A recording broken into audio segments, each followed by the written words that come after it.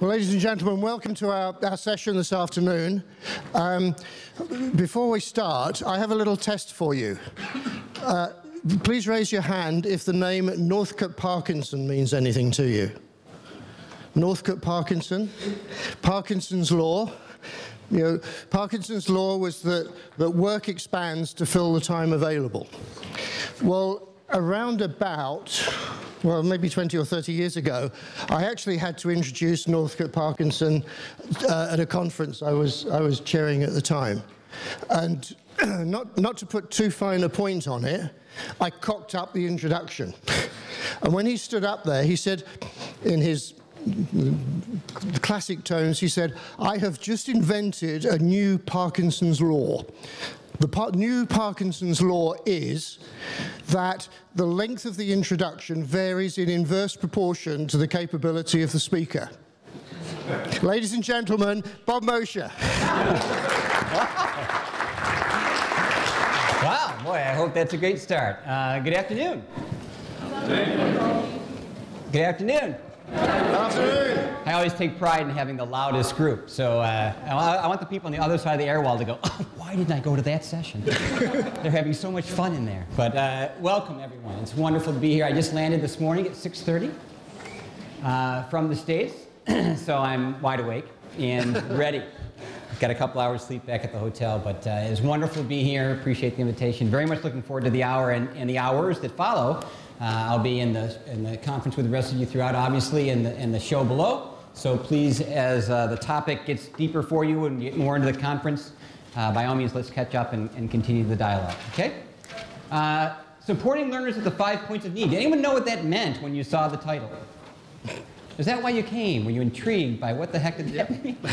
Good. Well, when I submitted, I thought, well, I wonder if that'll draw anyone, because it doesn't really, I don't know if they'll have any idea what that means. But it really is a look, you guys, at the landscape of learning today, and particularly from a learning technology perspective, how we are supporting our learners beyond what we traditionally know as formal instruction. You know, how many of you in here are doing any experimentation or work into mobile learning right now?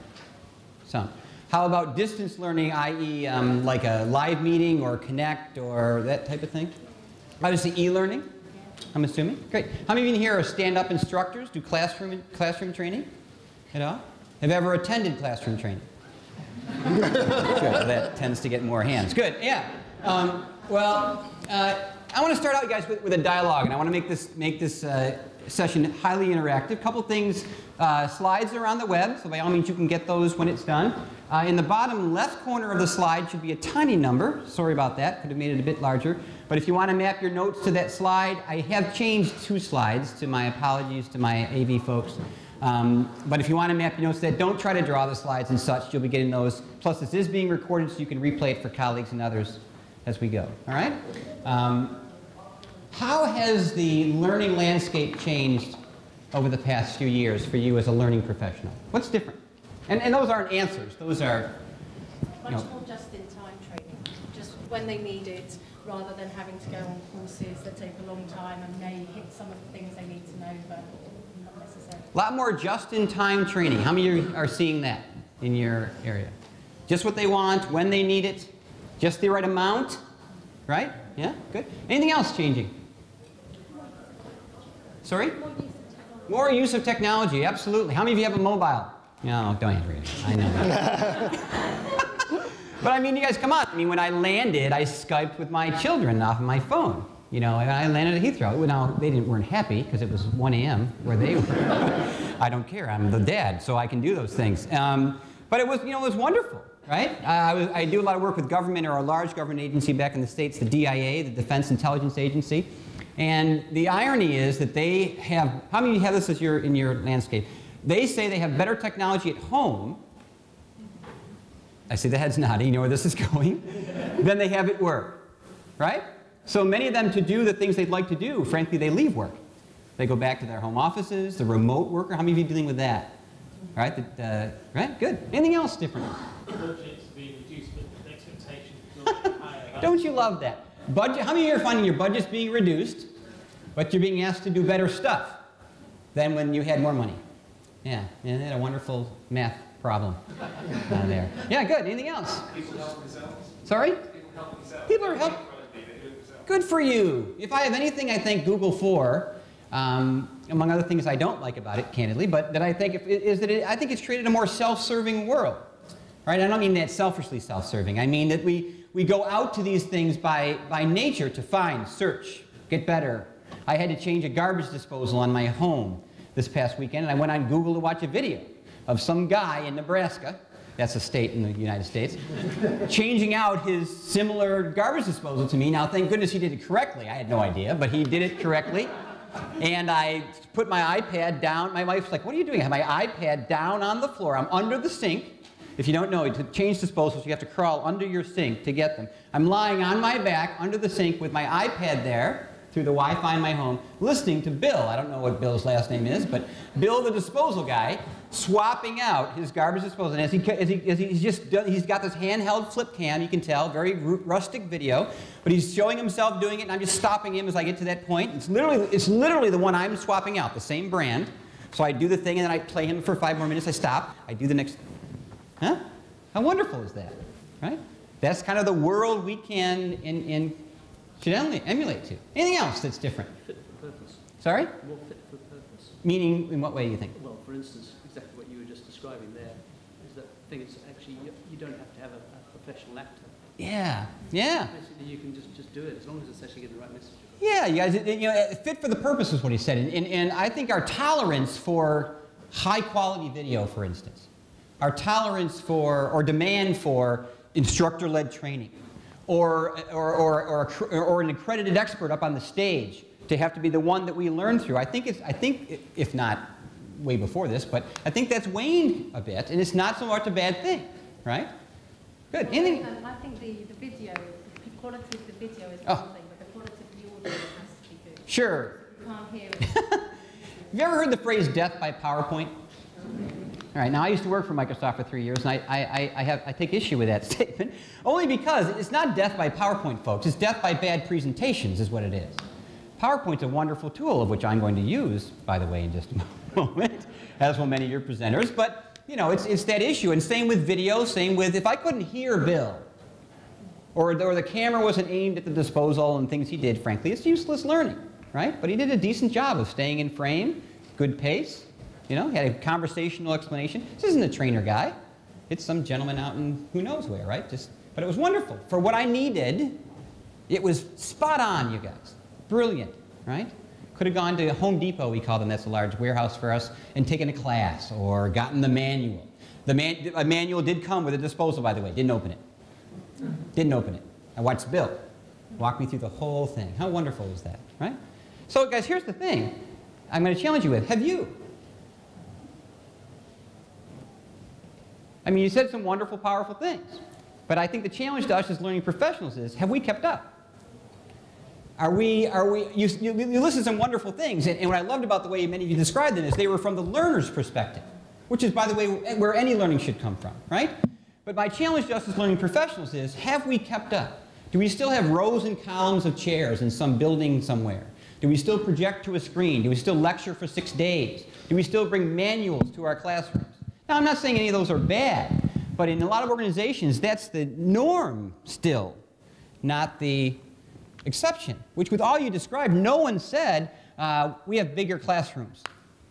We put people through training longer. You didn't list those things out. So I guess where I'm going to go today around the 5 moments of need is, have we kept up? Or is the learner kind of going around us, right? There's an issue of credibility here. There's an issue of value to the enterprises we support here, because, you guys, the interesting thing about this is learners will get done what they need done. I went to Bill for the video. I didn't ask the manufacturer. I didn't check the manual. I didn't see if he was accredited, right? And the disposal hasn't leaked and still works. So it met my needs, right? So it's a brave new world for us out there as learning professionals, whereas many of us were schooled in, does this sound familiar? Bless you. ADDIE model. Anyone know the ADDIE model? Sound familiar? Kirkpatrick. Sound familiar? Mager. Sound familiar? Maybe. I would hope not, actually, but maybe. Right, in some ways, because I have a degree in the States, a master's in education. These were the sages of my education. Many of them, I would say, frankly, are outdated now at this point. And I'm not blasting any of them, but, you know, where are we in the journey? And that's where the 5 moments is going. So, Seymour Papert, wonderful man from MIT, university back in the States. Check out this quote. You agree with that quote, by the way? Yes. Do you agree that we overteach?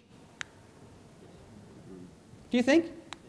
Cognitively and mentally and cognitive load, all that wonderful stuff. Have you ever seen this in your classrooms, those who raise their hand? Have you ever by noon seen the eyes glazed over, hair blown back look? Right? They come back from lunch and the cup's full. Yeah. And you know, instructionally, we should let them go. But we don't, because we have 5 more lessons that we have to cover before 5 o'clock, and that's what the syllabus said, and that's what I'm teaching. Right? Right? But this idea of, frankly, guys, I think we overteach. I think we overload the stuff. Check out the finish of the quote. The best we can do is position them where they can find what they need to know when they need to know it. I would argue we're no longer in the knowledge dissemination business because it's available through a lot of means that it never was before. I would argue we're in the knowledge aggregation business. We are guides to information, brokers to information, filters to information. Now, we can still be SMEs, we can still be the sage on the stage, but I think our role in the journey that is learning, I'll talk more about it in the 5 moments in a minute, I think it's dramatically changed from when I took the stage in 1982 teaching 9-year-olds how to do math in Warsaw, New York. That was my first teaching job. I taught what we call primary school in the States for 8-year-olds. And the way I stood before them for that school year is dramatically different than I think we should stand before our learners and those who we support today, for all the reasons that you described. Right? How you doing? You all right? Okay. So, today, dialogue, not a monologue. Please challenge, question, raise your hand. Right? Don't let it be all me here. I want to introduce you to the fundamental principles of a practice known as performance support. Who knows Gloria Geary? One hand. Look her up. Read her stuff. Great lady. Gloria Geary, G-E-R-Y, Gloria Geary. She was the, she coined this acronym, EPSS. Anyone know what that's short for? Electronic Performance Support. Electronic Performance Support System. I was a discipline of Gloria during her heydays, right? A woman way ahead of her time. She wrote a great article. You absolutely have to read it. And if you can't find it, email me and I will send it to you, called Why Don't We Just Weigh Them? And it was when she was kind of entering this idea, and she was having an argument with a senior, see if you ever had this before, a senior leader in an organization she was supporting around ROI. What does ROI stand for? Yeah, return on investment, right? And so they were arguing all these things. Well, let's track how often they come, how many courses we run, how many certifications we give, all this kind of stuff. And Gloria finally raised her hand and said, look, why don't we just weigh them? What do you mean? Well, if we're going to do all those measures you just said, which, by the way, mean nothing, they mean nothing to the learner or to true performance. They don't. Well, let's see here. Let's just put a cattle scale at the front of the door. When the students show up for class, we'll weigh each student, and then each year we'll judge ourselves on pound per taught. More pounds, better instruction. Maybe a weight loss program. They go in heavier, come out lighter. I don't know. We can be creative about that. But her point was, you guys, the measures with which we grade ourselves are, to the business and to the learner, in many ways, useless and so misaligned with what truly matters to the enterprises we support and the learners we're teaching. Performance support is a way in reaching there. I want to help you begin the journey to apply them, give you some ideas and homework, and I want to begin to inspire you to go back to your organizations and help establish a holistic learning ecosystem across the 5 moments of need. So let's dig for a second. What do you think I mean by a holistic learning ecosystem? I think an organisation where people can access the learning they need in a medium that suits them when they want to. Can we have you say that again? Did you realize this was going to happen? Here, and no one else will speak again after this, by the way. No. An organisation where people can access the learning they need in the medium they want to, when they want to. Love that. And I love what she said. She said an organization. She didn't say a learning organization, right? She just meant the enterprise, because that's what the learner comes to every day. They don't come, they don't come to us. They may at times, but they come to work every day. So the organization, the ecosystem, has to envelop that, well beyond the stuff we have traditionally provided, because we're a small part of that journey, right? Anything else this might mean?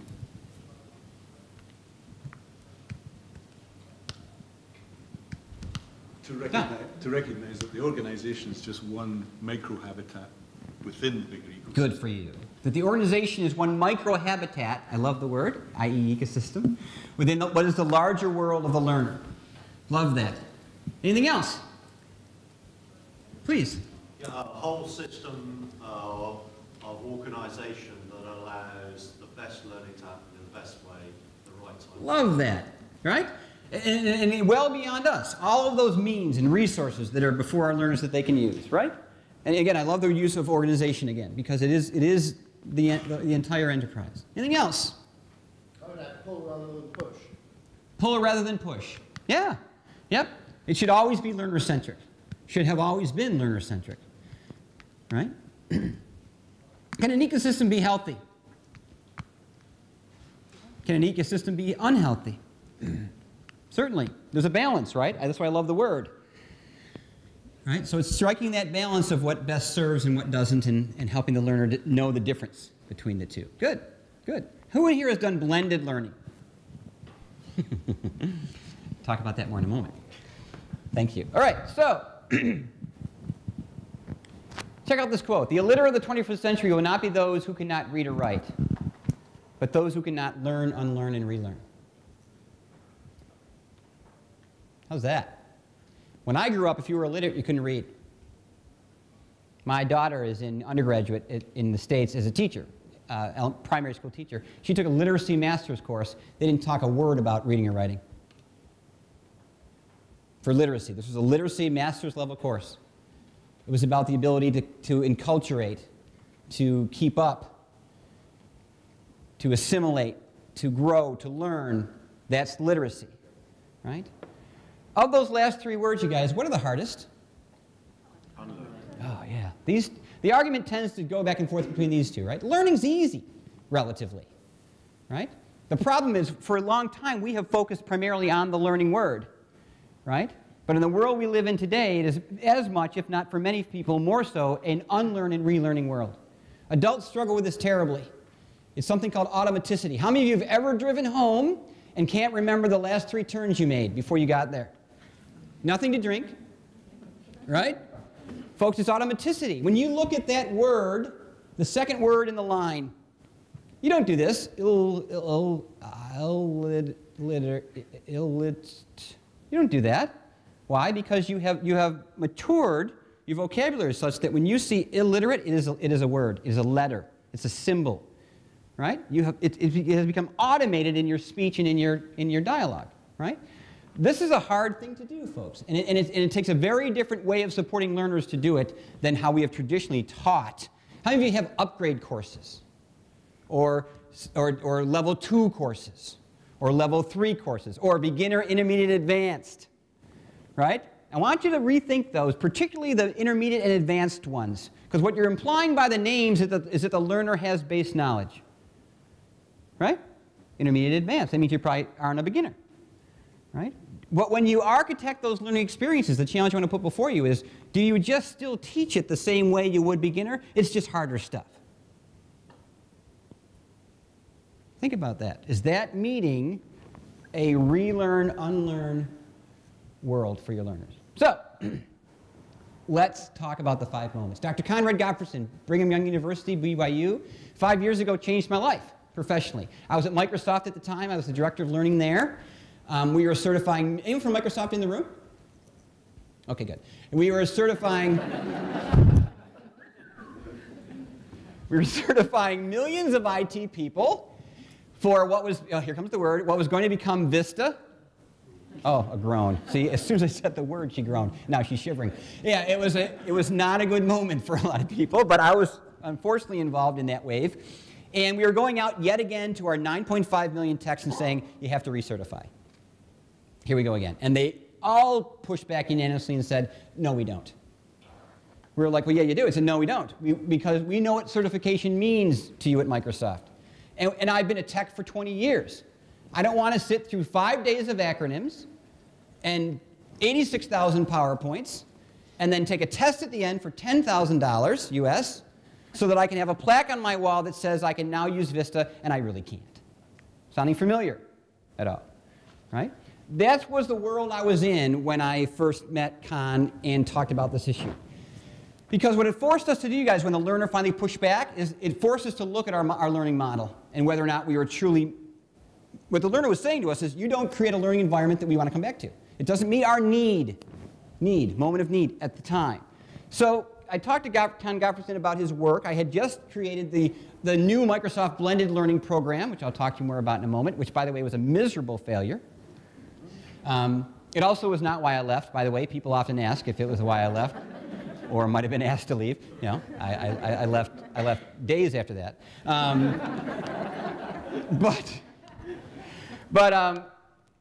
When I had PhDs, folks, on my staff. I had a budget that I wouldn't even share you with a number because it's just ludicrous. And I had a year, 12 months to write my program. So think about that, people, in your world. PhDs on my staff. A budget that would, way more than I could spend. And a year to develop my course. And it bombed miserably. Terrible, terrible. Less than 20% uptake across our enterprise. So guys, you know, why is this? Well, I brought Con in to look at my work, and he said these words. He said, Bob, this is the most instructionally sound piece of content I've ever seen that has no one to consume it. Has no one to consume it. I said, Con, how is that possible? I said, how can something be instructionally sound? He said, oh, this should win awards. This is brilliant. He said, but it has, I said, well, he said, well, this is the problem. Content, listen to this, you guys, content does not dictate context. Content does not dictate context. And you do not know the context of your learners. Therefore, the content you have presented, award-winning as it is, no one wants to consume. Does that make sense? Who's taking the e-learning journey in here and get very little use? Maybe we have to look at context of that content. Not the quality of it, not the LMS you've bought, not any of those things. Maybe we have to take a look at the context of the content, both in the way it's written and the way it presents itself, to see if maybe we have a match, and that's why we have low uptake. So, you guys, here are the moments. The first two are this: when you learn for the first time or when you learn more. Does this sound familiar? Sure, guys, this is what we do. This is the acquisition of knowledge. This is coming to class. This was sitting through my certifications. This is taking e-learning. This is filling the cup. Right? The problem is 80% of the learner's time is spent here, trying to remember and apply, trying to keep up, and trying to get themselves out of trouble. This is the application and maintenance of knowledge. This is performance support. I had built none in my program. Zip. I had tons of above-the-line stuff, and I was lobbing it below the line. And I was getting no uptake because my learners were not in a moment 1 and 2 need anymore, folks. My learners were 10-year-plus certified technicians. They were living in moments 3 through 5. But I was authoring for 1 through 2, and since the need did not match, I got no uptake. Not because the content wasn't stunning. This is why e-learning failed for many in the 90s. Who remembers JIT? What did that acronym stand for? It wasn't, people. It wasn't. Because you know what? Again, we confused accessibility with relevance. Because we could finally make learning accessible when, where, and how you wanted it, we assumed the long jump to relevance the learner would make on their own. They didn't. So many didn't consume. Who can finish this sentence for me? In this lesson. God bless you. You're wonderful. Yeah. Sure. I'm going to run at that in just a moment. But how many of you would, I mean, my gosh, you wouldn't write a lesson without that, would you? Right? It's the first page of the book, first screen of the e-learning, first slide of the PowerPoint. Because that's what we are taught in, here comes, folks, moments 1 and 2 instruction. When a learner journeys into 3 through 5, they don't want in this lesson you will learn. They've been in the lesson. See the difference? Right? The danger of people, particularly at number 3, when we find out people are there, we put them back through 1 and 2, we talk louder and slower, and they still don't do well. So here's my run at blended learning, you guys. This is the average blended learning program if you look at it from a needs basis. If you look at it from a needs basis, if I look at the needs you're meeting, what you did was you took traditional learning and you mixed it all up. You took a 5-day course, you made it 2 days long. Sounding familiar? You put e-learning on either side of it, maybe some homework, some interaction, and now you have a blended learning program. No, you don't. You have a blended training program. It's fine, by the way. Great economic model. But it is not to your learners, people, blended learning. This is blended learning. Blended learning to the learner are tools, systems, modalities, frameworks, instructionally designed resources that map to those 5 things. And if you went back and looked at your stuff, I've looked at mine, you find that a lot of it maps above the line in need, not below the line in need. And this is why, unfortunately, guys, in a lot of organizations, L&D is not seen as mission critical. Why? Because, guys, where's the business lived on that chart? Where's work get done? Below the line, you guys. And guess what? We're not seen there. We're not valued there. We're not seen as supporting it. We feed it. I get the 1 and 2 stuff. But guys, if you want to be critical in the world we live in today and the economic we live in today, you want to live below that line because that's what the business cares about. I once had a very insightful manager say these words to me years ago. He said, look, Bob, I don't care if people like you or give you 5s on your evaluations. I don't care what they know. Listen to this. What I do care is what they can do. Listen to that. This is a manager. I do not care what they know. What I care is what they can do. Now, he knew you have to know to do. Yeah, he got that. But he also knew that knowing does not guarantee what? Doing. And for so long, we have hung our hats on that, our reputations, our salary, our livelihood. And unfortunately, you guys, why I'm before you today is there are training companies across the world shutting down as I speak. In this hour, 100 will die. Because they're living above that line, and their relevance to the business is getting smaller and smaller and harder to justify every day. The buckets of training departments are gone. They're gone. We live in a different world. So how do we get there? What tools do you guys currently use for performance support? When you're below the line, that's performance support, right? What are some current stuff that you use? Either you offer it or else they just use it. Sorry? MS Office Communicator. Office Communicator, right, good, sure. Social networks inside the business. Social networks inside the business, love that. What else? Coaching. Tutorials? Coaching. Coaching? SharePoint. Conversations. Reach back. Search. Raise your hand. Hear all that? Hear that list, by the way? How many of you have control of all that? No hands. Right? This is my anxiousness for you. Because not that you have to control it. I don't want to go there. But here's the problem with it, you guys. This is what you described. A list of stuff. This is my running list of the things we see when we do our work with organizations. We help organizations design performance support. It's what we do. One of the first things we do is something called a learning asset analysis, which means we basically just go into your enterprise and say, look, in the 5 moments of need under this topic, what have you got? I don't care if it's good, bad, or indifferent. I want to know what you got. Above the line, below the line. Guess what I hear a ton of from the learning group? Above or below? A ton of above. Let me show you my classroom. Let's go on my e-learning. All that kind of stuff. Now, the analysis should not stop there. You also have to include the learners, the managers. Guess what kind of stuff you hear from them? Oh, gosh, folks, all below the line stuff. They rarely say, I have this class. No, they'll say, I have this coach. I've got this job aid. I've got this SharePoint site. I've got this PowerPoint. I've got this PDF. I've got this website. Right? Right? Because to them, work is below the line. Right? So here's my point, guys. This is not a strategy. A tool is not a strategy. Right?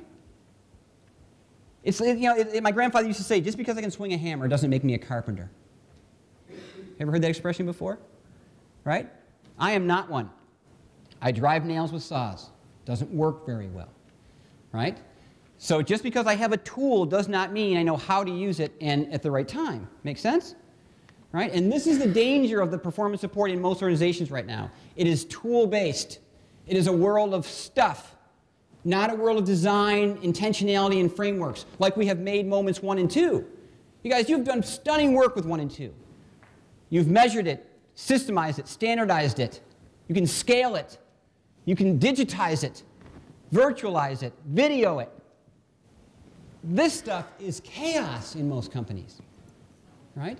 And the learner is really, really confused, right? This is not a strategy. This is chaos, right?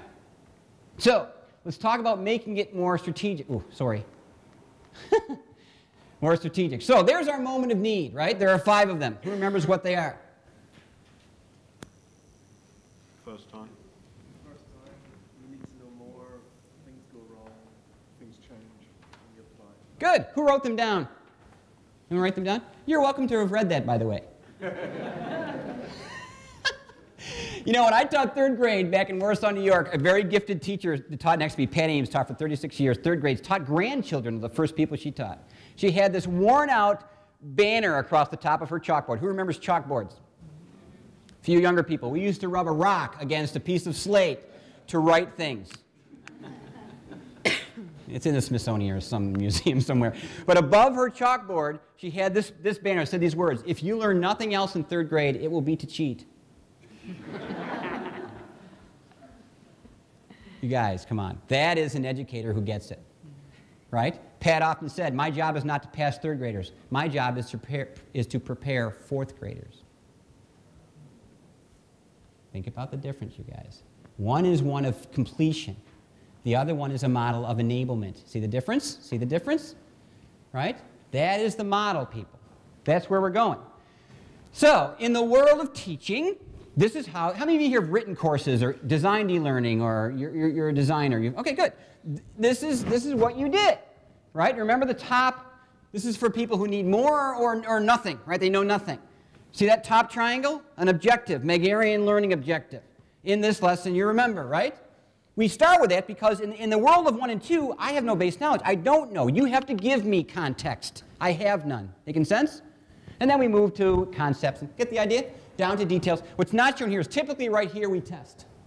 We give practice or we test. Right? Make sense? Here's the problem, you guys. When someone moves to a world of do, this no longer works. Who remembers a gentleman named, or knows a gentleman named Captain Sully? It's a state example, but anyone remember Captain Sully? Anyone, a U.S. airplane. Is this helping? What happened?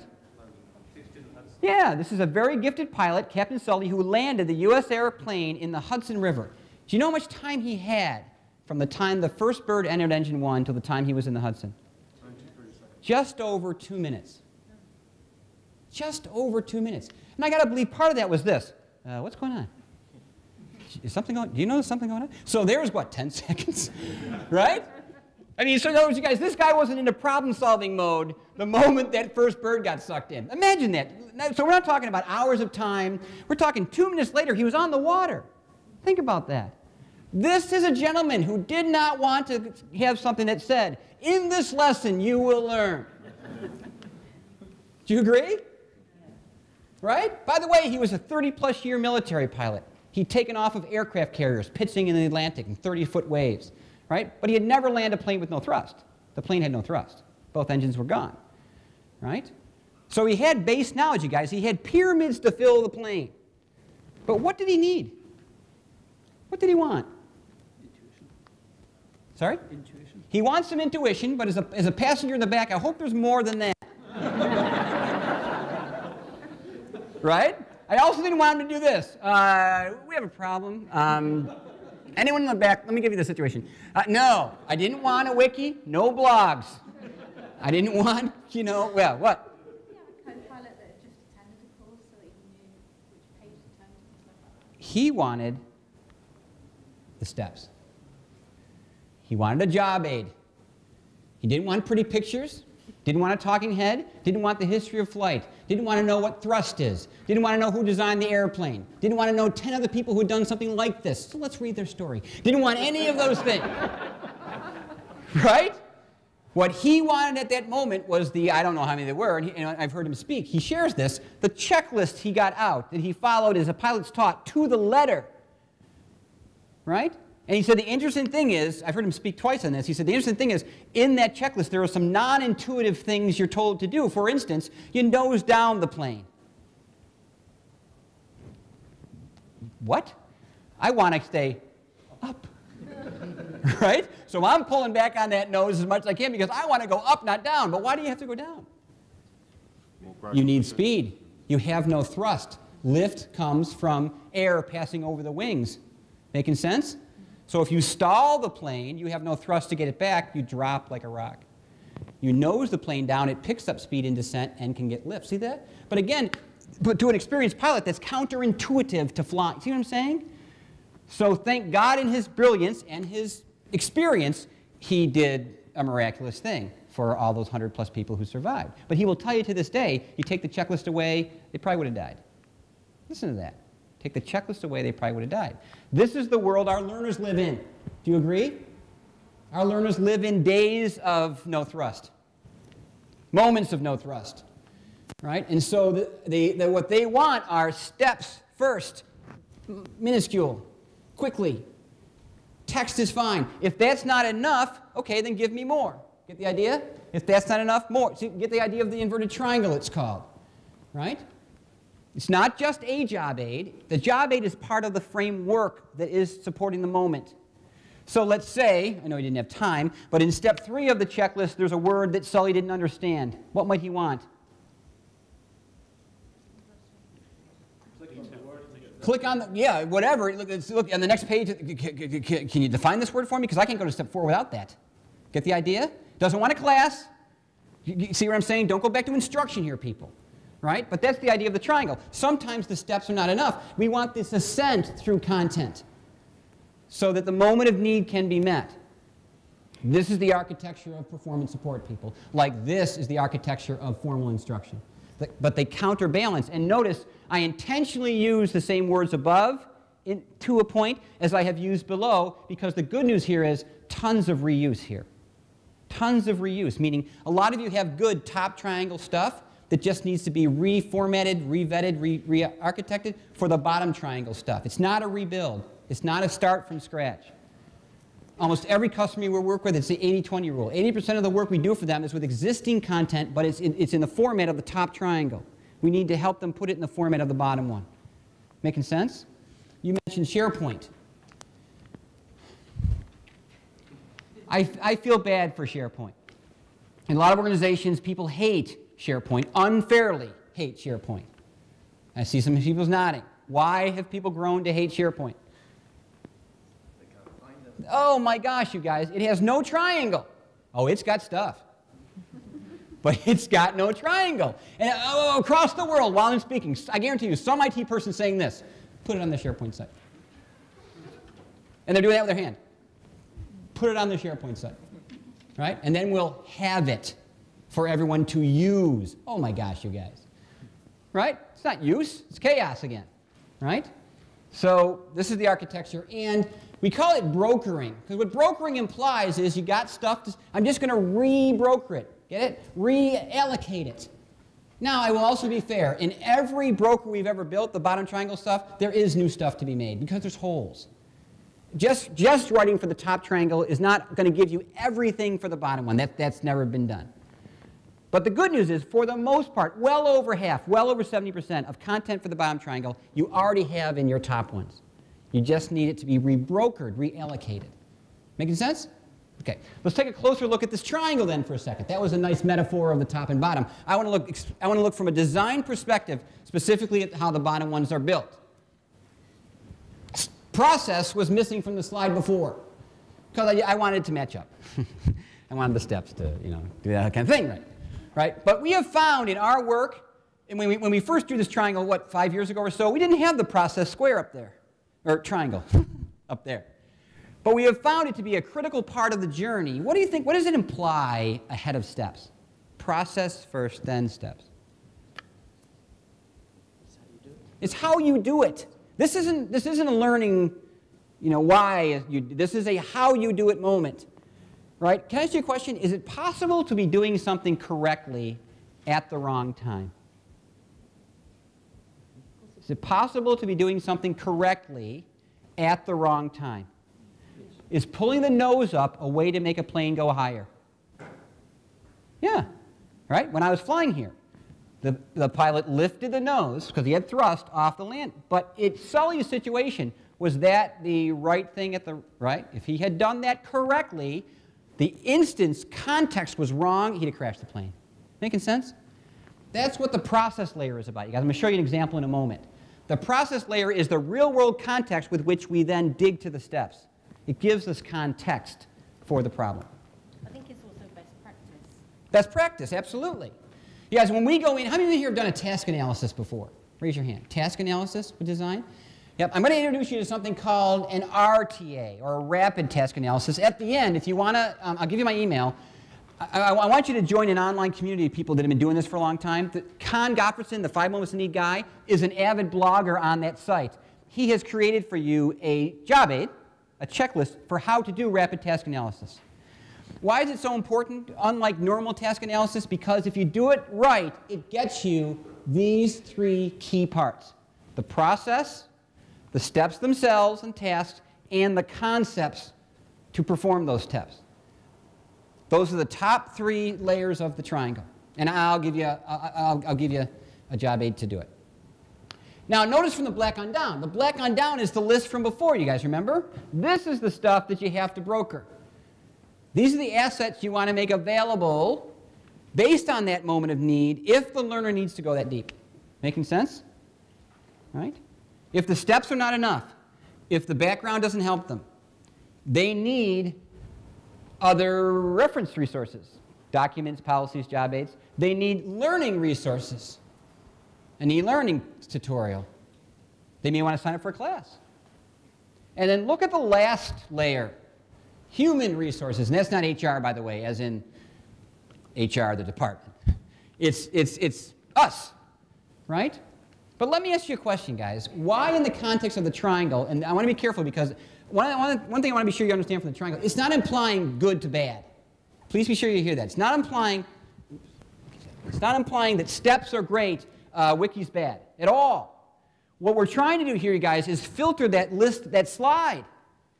We're trying to put in the context of doing when these resources can be most helpful. Not bad, good, or indifferent. Most helpful. Making sense? So why do you think we put the human resource layer toward the bottom? Because it's more informal. Meaning what?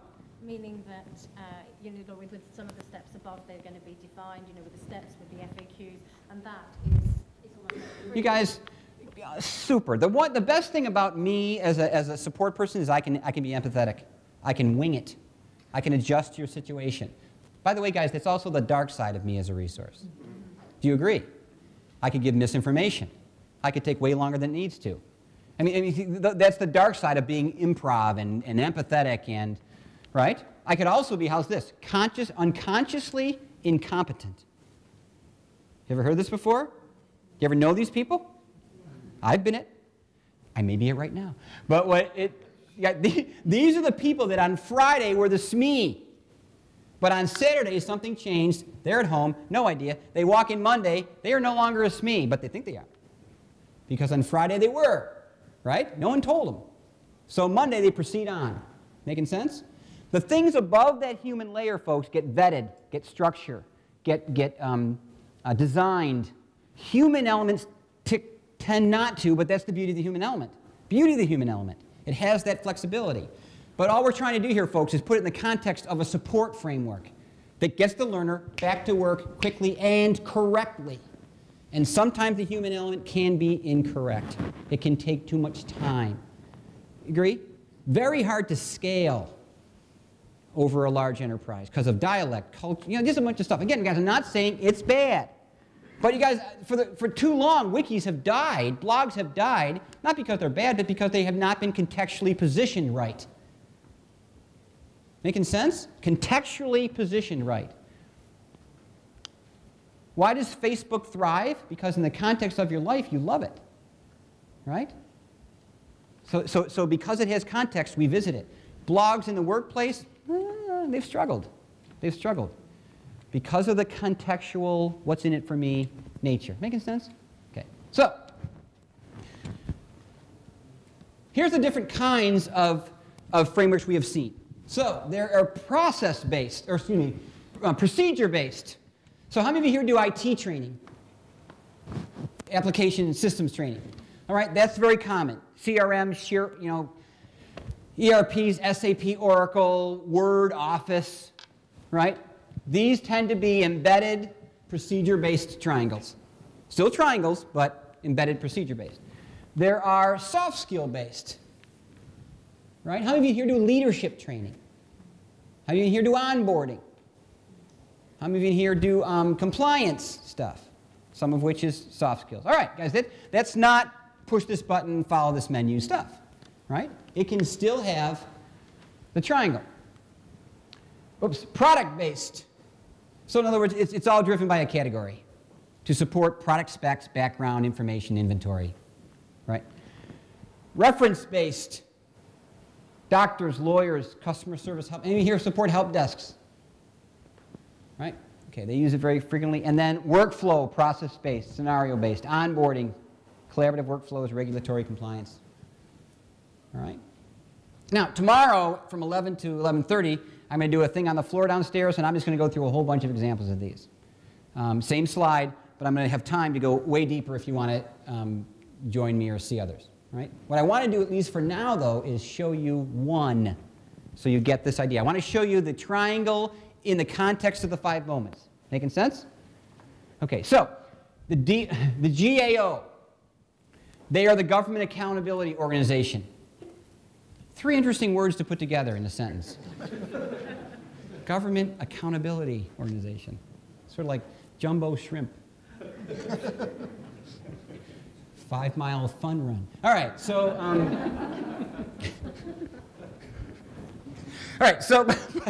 guys, what the GAO does is this, and it's a wonderful thing. By the way, it is the number, for the last 10 years running, it has been voted in the government in the States the number 1 or 2 government organization to work for in our country.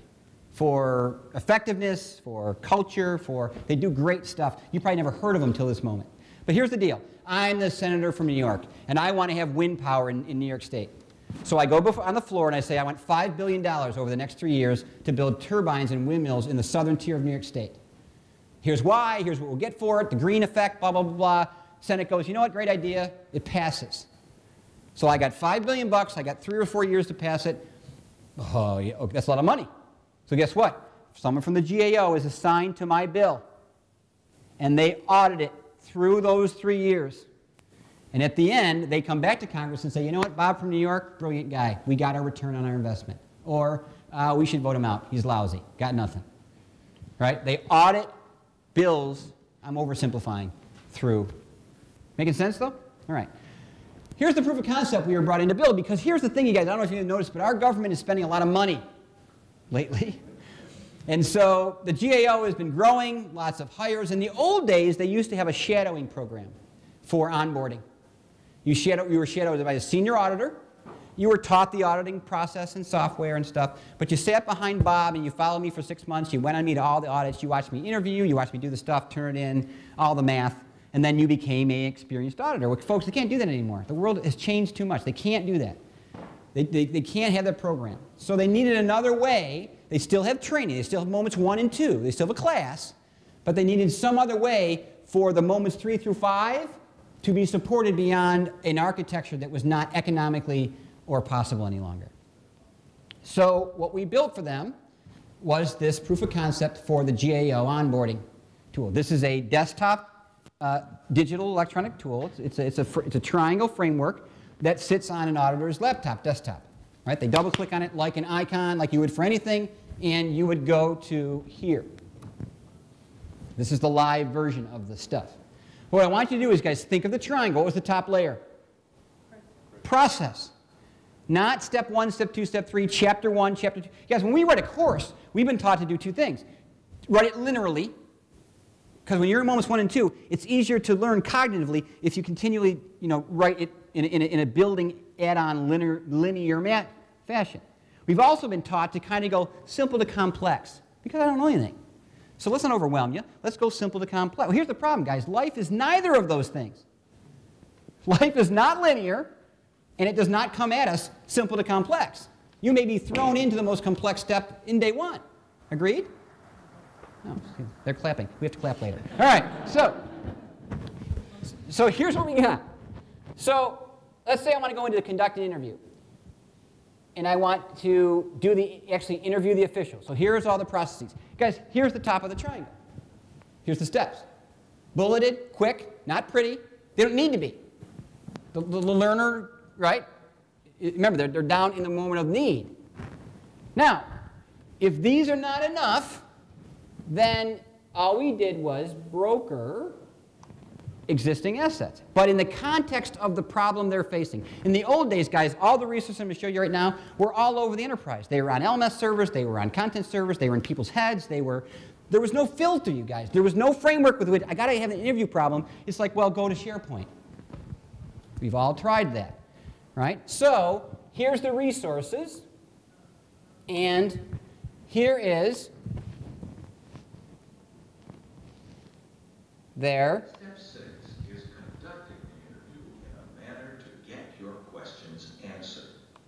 interviewing is a combination of both questioning and active listening. Wow. That is riveting stuff. Guess what? Low utilization of their e-learning. But here's the thing. Did you notice where the e-learning started? What do you say was the first words? In lesson 6, right? So guys, this is what we did. We didn't say, there's an interviewing course out in the LMS. Right? And then take you out via some type of hyperlink to the front door of the LMS where you got to log in, and then somewhere find the course, and then step 6 is the interview. Guys, there's not a learner in the pyramid that will do that. They click out way before that, right? In these deep links of the pyramid, this was a resource of learning. We went right to not just the e-learning course, but you can deep link into lessons, topics, chapters. This is also being tracked. The LMS knows I went on, but the learner stays in the context of this broker. They don't leave this domain because they don't care. Why should they care? Right? Now, if this was not a right asset, just to go real quick, we gave them others. They had this huge PDF. It was well over 500 pages long. This thing called the Yellow Book. This went, look, 3 principles of asking questions. So you can deep link into PDFs. You can deep link into, so right to where the moment of need would be addressed.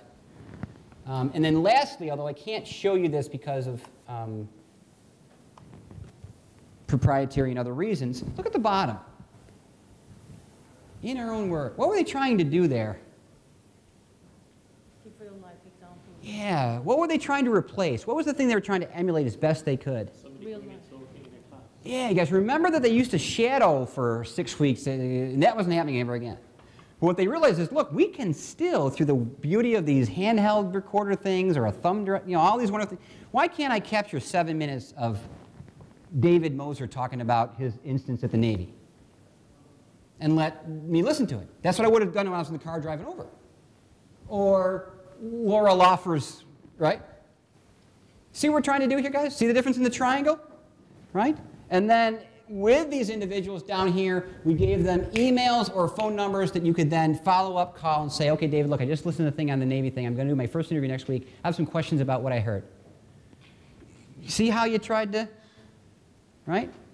This is the idea of broker. So, Bob, at the end of this intervention, you'll have 5 minutes left. Perfect. So what are characteristics of effective performance support then, you guys? What do you think they are? Easily findable. Relevant. Relevant. Instant. Timely. You get the right level for what you need. Hear that one? You get the right level for what you need, not just a lot of stuff that you might need. Right? Love it. Yeah. Sorry? Bite size. Love that. Contextual. Let me give them to you then real quick. You named them all. Has to align with a business need. This is how you get funding, by the way. It has to be embedded. Right? That means immersed somehow into the workflow, mobile, digital, paper, that meets the physical context of the workflow. It also has to meet the contextual context, the contextual nature of the workflow. That's different. Meaning, it can't just be that it's on a handheld. The thing I see better be contextual to what I'm looking for. That making sense? So embed, you guys, these two are confused all the time.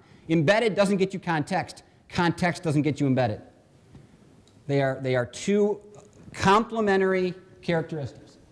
Just enough. Who said it? Right? So don't just give me everything in context. Give me just the right, and integrate it with training. Integrate it with moments 1 and 2. We're going to end with this in a moment. Key part. And last, the content has got to be trustworthy. This is a huge principle. So you're Sully, trying to land the plane. Step 3 is outdated. Are you worried? A little bit. Right? Get the idea? The trustworthiness of the content. I could do a whole hour session on this topic alone. But write it in your notes and talk more. So, wrapping up. What role does the classroom then play in all this? I haven't talked at all about the classroom. I've been in the bottom pyramid the whole hour. Is the top pyramid still relevant? What should it be doing if you have both? Sorry? I don't think. Signposting. What's that? Signposting. What's that mean? Just pointing in a direction. Yes, thank you. Yeah. thank you. Yeah, remember I said earlier, I'm sorry, thank you. I'm from the States, I'm slow. But yeah, guys, we've got to get out of this world of dumping. Remember I said, remember all the way back to Pappert's quote, don't be in the knowledge dumping world anymore. When you've got the bottom triangle, get into the knowledge aggregation world now. The classroom doesn't become a place where knowledge is just shared. It becomes a place where knowledge is learned, experienced, and they're taught how to find it. Is that making sense? Now, this will be painful when you do it the first time because something has to go for this to work. Meaning, you just can't teach everything anymore. You probably shouldn't teach everything anymore. But for your first time, you'll get better at it. But your first time, it's a painful activity. Here's the methodology called, I love this quote, a person who carries a cat by the tail learns something about cats they can learn in no other way. Is that true? So what it means, you guys, is if the classroom's not painful, it's not real. Because life is pain, and I don't mean scratch painful. Life is hard. Life is challenging. Half the time I have no clue. If the classroom isn't those, stop doing it. Because you're simulating a world they do not go back to, and you're being unfair to them. So here's the methodology. It's called ramp up, ramp down. You have instructional time that you had all along, day, hour, week, whatever you got. On the left, you've got 2 dynamics to manage. You've got the degree to which the instructor answers questions. That's the blue axis. From no answering to all answering. Make sense? You've got the student, same axis, whether they can answer questions on their own or they can't at all at the bottom. Get the swing? In this methodology, you intentionally ramp the instructor out of support, not teaching, out of support, while you intentionally teach the learner to stand self-reliant. Making sense? And I'll give you 3 suggestions. Peers to support material to your EPSS systems. We have found this to be an evolutionary way of weaning them into this. Ultimately, I want them using the pyramid.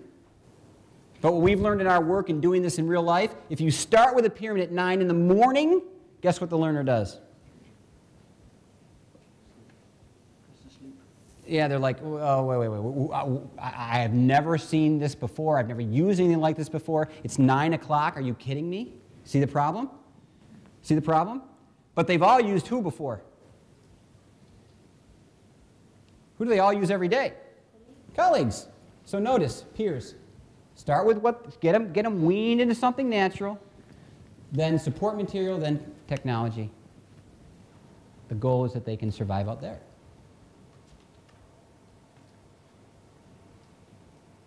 So, I'll give this to you in the slides. It's a checklist for getting started. These aren't the principles of design. This is a checklist for getting started. I won't read to you. It's in the deck.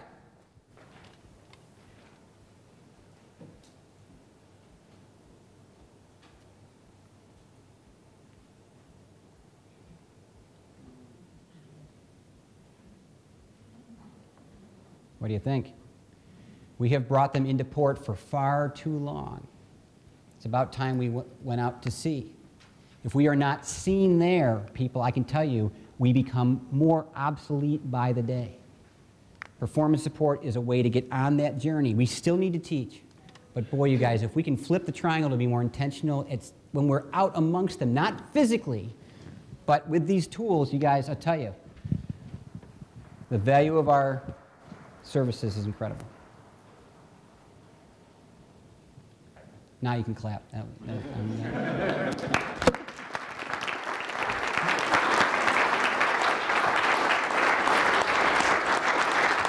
So you guys, wrapping up at the top of the hour, there's my email address if you want. The slides and other things, although the slides are online. Thank you, my friends, for the emergency and the cadence over there. I'd love you to join the performance support community if you'd like. It's completely opt-in and free. The more, I don't know what that is, the more the better. This is it, live. There's over 1,200 members, 22 different countries, every vertical imaginable. Pharma, every vertical imaginable. But these are a bunch of us who are trying to do this every day. Dr. Gottfredson's on there. If you want to opt in, if you email me, I will send you an invitation. We'd love to have you participate. And I'll go back to my slide. Okay? Thanks, folks. Enjoy the conference. Hope it was helpful.